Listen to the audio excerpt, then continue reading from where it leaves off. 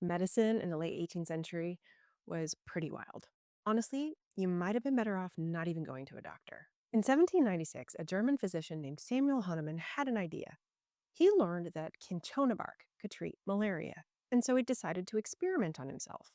He took some of the bark and he got a fever, chills, joint pain, all of which are also symptoms of malaria. This gave him an idea. Maybe like cures like.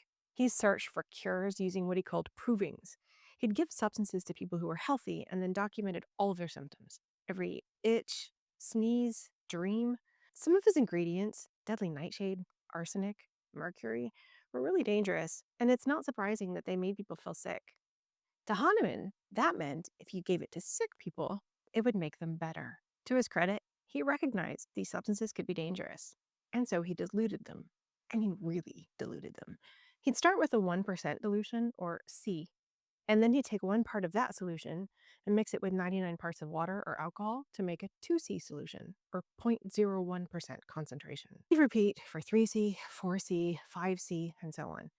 The more he diluted it, the stronger he thought it was. He eventually noticed that his remedies worked better on house calls, which he thought was because it shook in the saddlebag.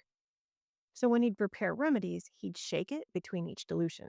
He called it secution. He thought it activated its vital energy, dynamizing it to make it stronger. In the last 230 years, modern medicine has grown leaps and bounds. And yet, Hahnemann's work lives on, basically unchanged. It's called homeopathy. We know today that Hahnemann's system can't work. For example, symptoms are indicators of a disease, and to treat it, we need to understand its root cause. Deadly nightshade can cause a fever, and so can a bacterial infection.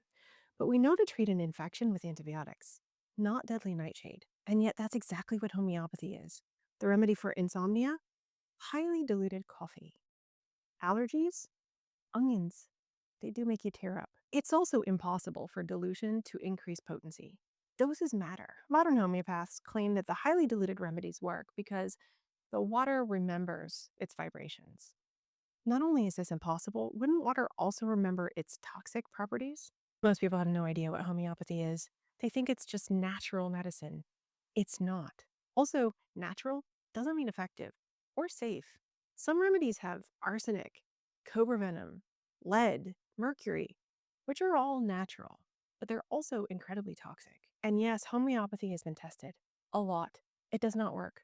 At best, it's a placebo. I know people who swear by homeopathy, and I get it. You tried it and felt better. But of all the potential reasons for your improvement, the placebo effect, natural improvement, other changes you made, the least likely explanation is homeopathy. So the next time you're in a drugstore looking for remedies, don't be fooled. That homeopathic product is just an expensive sugar pill.